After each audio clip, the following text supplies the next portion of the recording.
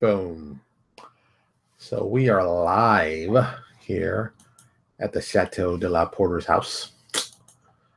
Yes, that's what I call my house. I used to call it the Black House, or Chateau de la Dingro, but you know, that's when I used to live in Baltimore. Now I live here. It's the Chateau of my house. So that's what we're doing. Today is Wednesday, January 25th. This month is already over. This month just started. It's already over. That's how crazy it is up in here. This blows my mind. I am your lovely host, Louis Porter Jr., and having another lovely episode of Transparency Agenda Daily. So it's Wednesday, and normally on Wednesday, I talk about comic books and stuff like that. But today I'm changing it up. I'm not talking about comic books today. I'm talking about artists today because I was looking at my comic books. See, hold on. Here's a book I bought today. I bought, of course, Jim Zub's Thunderbolts. I like the story. I don't like this artist. I'm not a big fan of this artist. He's probably a very nice guy. I'm sure Jim only works with good guys, but I just don't like his art style. It doesn't appeal to me as a fan of the comic. Captain America, which I've been enjoying more and more. I've been enjoying this more and more. This whole Hydra thing has been awesome, and I love it even more or I read it. Just love it. And Doctor Strange, which has gotten really good. Well, it was good when it started and just got better. Jason Aaron has been writing this, and Chris Bachalo doing the art. Really, really loved it. So, of course, that's the fun part. But out of that, I kept thinking, because I thought of the bad art in Thunderbolts, I kept thinking, who's my favorite artist that I don't really talk about, that I think people should know some stuff about? And I was like, you know what? I know two guys I can talk about that I think are really great artists. See, this is the fun thing about this business. You meet all kinds of new people. You meet kinds of interesting people. So I'll talk about, I'll talk about Bryan first. I'm going to mispronounce Bryan's last name. So I've never really actually been sure what it is. Bryan Syme, I think it's Syme. It's S-Y-M-E. Bryan does art. Bryan is a great artist. He has done work for a lot of people. I'm going to send a link and his DeviantArt page if you don't know who he is. I'm a big fan of Bryan. Because I met Bryan a while back, and Bryan did some actual work for Obsidian Apocalypse. The update we did. Do I have the book over there? Of course I do. And let me see if I can show you the piece that he did. I can find it quickly. Let's see how fast Louis is. Boom, boom, boom. There it is. Boom. Pretty good for me. Okay. This page. This piece is a piece he did for us. That's the first piece he did for us. It's of our Herald. This is I think this is one of the first pieces he did for anybody. I think we were one of the first guys who really saw his work, really liked what he did, and I was like, hey, I like that guy's artwork. I really like it. So it just kind of worked out that way. And professional, had a lot of good pieces in his stuff. You see his DeviantArt here, his gallery, a lot of good pieces, a lot of interesting pieces, a lot of just solid work. That's something you want to see from some people. Solid work.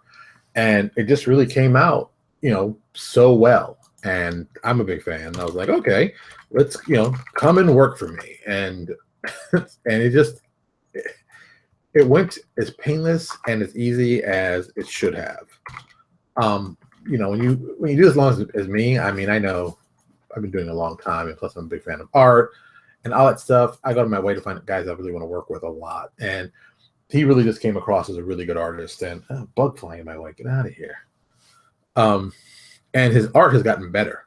His art over time has gotten better and better and better. Just better and better and better. The stuff that he's done, his earlier stuff, you can still, it's still a little rough. Who's emailing me now? It's still a little rough and it's still a little primal, but that's what you want to see. You want to see people's high quality work. Plug up my phone, and you want to see really good stuff like that. Put my speakers up. So there might have been some stuff in the background. Sorry, people. And I just really dug his art. His art just really spoke to me, especially his character design. I think he has a really good drawing of character design. I think he makes it really lively, really exciting. I think it's just, and he also, a lot of people may not know, he also did the covers for our Chronicles of the Gatekeepers. He did all of the covers. Yeah, he did all three covers, I still believe. Did he do all three covers? I think he did all three covers. Or at least I know the last one definitely, and I thought for sure all three, but I'm old and crazy, so I could be mistaken. But I think it's all three. And it just, like I said, it just came across very well. I knew what I wanted to do. I basically told him, gave him the stuff, and Bryan went to town. And that's what it should have been. He should have done awesome work, and he did. And that's why, you know, you can generally hire him. You can see a lot of his work in Cobalt Press's work. They've used him a lot, and I mean a lot, which is a good thing, because, you know, when you're good, you should be working. That's something else that's very interesting, that people think like, you know, I thought this, so let me not act like, oh, I was gonna. When you get a good artist, you want to kind of keep them to yourself for a little bit, because in this industry, there are some good people and there's some bad people, and people see art and they what they do is they'll see you getting an artist, and they'll be like, oh, let me get that guy for my stuff. And a long time ago, I used to be like all protective of, oh no, you can't have my artists. They're only my artists. And then I kind of moved away from that, because I feel like it's kind of silly. And the reason why it was silly wasn't just because it was stupid silly. It was more in the sense of helping artists get more work only makes them more loyal to you, because they know that you're going to go out and give them, you know, good. I'm going to speak well about them. I'm going to tell you how the experience was. I'm going to get you in touch with good guys. If I send a guy to you, he's a good guy. So, you know, it's a good match. It's a good match for everybody. And that's kind of like a cool setup for me. I think that was, you know, it just really only helped my business. And I thought it was great. You know, I still think it's great. I still think if you're interested in art and you want to learn more about art, and you want to learn about the process, watch what Bryan's doing. Bryan is doing great stuff, and there's only stuff that you can learn from him. And so if you're a beginning artist and you're watching this and you're saying, hey, you know, I want to know more about art, check him out. Go see his stuff. Send him an email. Tell him you saw it on my show. Send him an email. Tell him you want to talk about art, and just talk, because there's just so much stuff to learn. And a lot of people don't know this. I took an art class to help me better understand my artist. I thought, you know, and I can't draw. I've never been a good drawer. Even though I'm a graphic designer, I can't draw. And I don't feel bad about it, just I can't draw. I just can't. So I wanted to take an art class to better understand the artists I'm working with, and to help me become a better art director. And I can't say enough good things. I think everyone should take one. I think if you're in the publishing business, you should take one just to understand. Like, one of the goofiest things I learned, and it sounds stupid, but I found it to be fascinating. I can't draw. So they tell you, if you really want a good chance to really improve your drawing, take an image and turn it upside down and draw it that way. And you'll be surprised how much easier it is for you to draw it, because it breaks it down from being this thing that this move. Like, I drew a horse. I'll never forget. There's legs on this horse. And I tried to do it the first time, the normal way. And they're like, okay, now turn it over and do it. And it was a night and day difference about how much my art improved. You know, it was just amazing. It was just amazing how the difference was. Just something to think about. And the next person I'm talking about is really one of those situations that he did work for somebody else. I saw the work and I was like, who's that guy? He's amazing. And the friend pitched it to me, and I was like, you got to talk to this guy. You'll love this guy. And that's Lance Red. Lance Red I met years ago. I'm talking like, I guess in like maybe 2010-ish, 2011-ish, that kind of situation. Yeah. And when I met Lance didn't actually have really a lot of stuff. He hadn't done a lot of professional stuff. He hadn't been working for anybody. I think the only piece, he only had done one professional piece. That's for my buddy's thing. Actually, I'm going to send a link for it if I can get it on here. I want people to see this picture, but once I saw this picture, I was like, wow, this picture is amazing. This guy's really good. I wonder, you know, has he done any work? Copy image address. Good. Boom. And this picture was the first picture I saw from him. And after I saw this picture, I was like, yeah, that guy, I got to hire that guy. He's really good. This is the first picture I saw. And, you know, and so I said, hey, you know, could you do some work for me? Could you do some stuff? And Lance went on to do a lot of pieces for me. I mean, a lot of pieces. A lot of pieces. Let me see if I can. There's some of the older pieces. Like, here's a piece that he did for me that I've always loved this piece. But I'm like, this is copy image address. This is what a picture should look like. This is what a disturbing picture of, I guess you say, Frankenstein's influence would look like. And this thing is a awesome piece. I love this piece. If you guys, you know, check out the link. It's a great piece. And, you know, Lance worked for me for a couple years. And now he's become awesome. He's become so awesome. He's working for Paizo, which is one of those, see, because the problem always becomes when guys leave and go to Paizo, I can't afford those rates anymore. Paizo pays much better than me. That's the way it is. I accept that. But it's nice to see guys that I know who are good artists getting better work. You know, like Bryan. Bryan does Cobalt. I think Bryan does himself for Paizo. But it's, you know, I think it's nice also that tells me that, you know, something I've always known, but I never was like, oh, I don't know, is it really true? I think I have an incredible eye for artists. Now, I say that, you know, not to be cocky, like, oh, I got an incredible eye. But it's like, I a long time I didn't think I had a good eye for art. I was like, maybe I over criticize. But then I realized, I love art. I always loved art. I've always loved art. I've wanted to be a photographer. I love I love comic books. I love art. I'm fascinated by it. The visuals are important to me. So it's just something cool that I think innately in me that I like. So I want to see more of it, and I want to see more people do good art, and I want to see people get an opportunity. That's something I've gone on my way to really try to. If I find an artist I like, I try to promote them. I try to push them. I try to get people to see the awesomeness of this character and this people and the designs and it's just people being awesome. So any chance I get to do that, it makes me happy. It makes me happy as a publisher, and it makes me happy as a fan of art.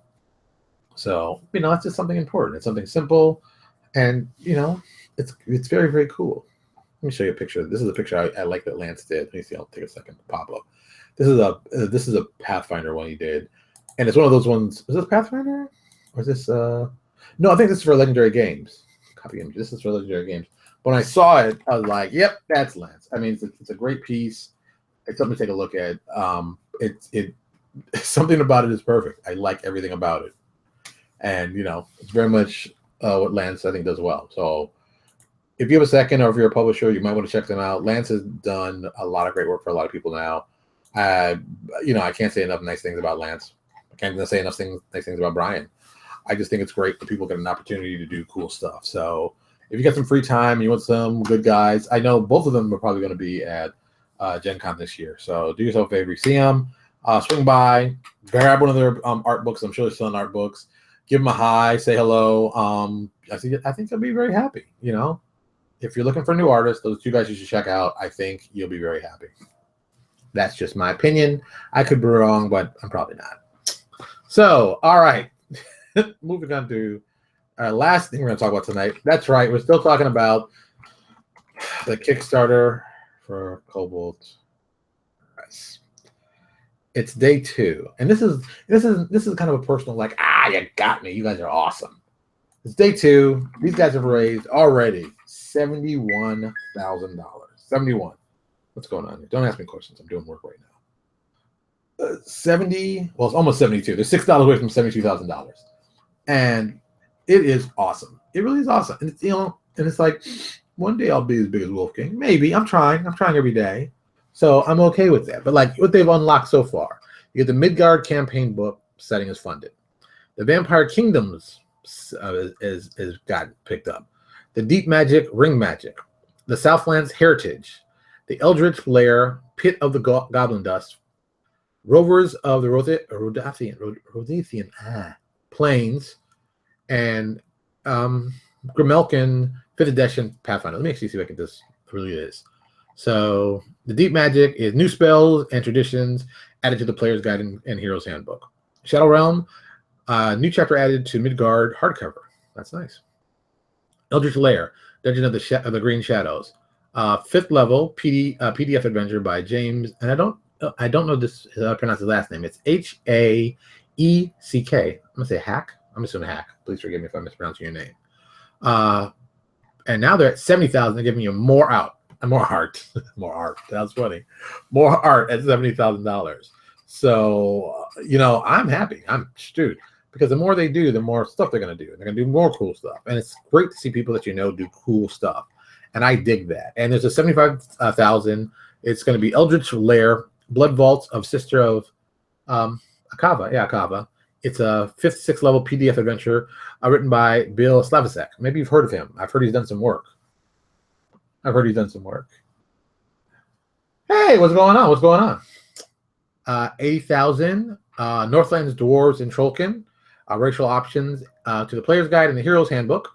And for 85,000, they do another Eldritch Lair, Carrying Shrine of the Korith. I think it's Korith, yeah. Done by 6th level, done by James. I'm gonna say Hack. James Hack. So if you're a fan and you like this stuff and you want to see cool stuff, and forgot. If they get to 1,000 backers, there's going to be a free GM screen unlocked as an add-on.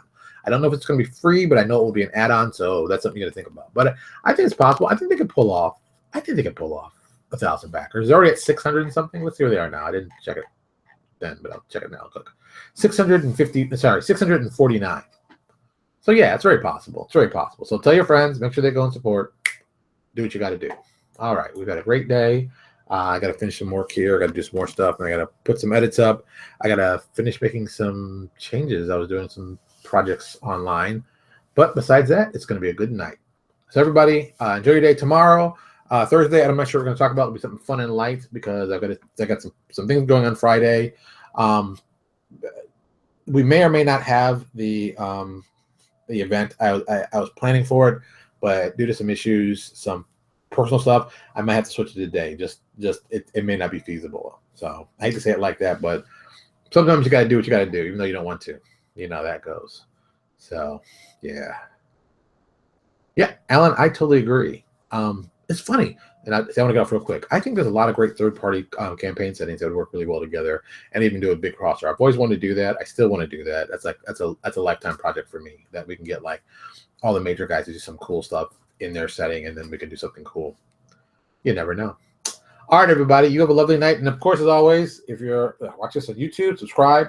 We need every subscription. It's very important. And if you're on Facebook, you can always like me here, and you'll get a little notice when we go live, or you can go over to our company page, Lewis Bird Jr. Design, and like us there too. We appreciate any and all support.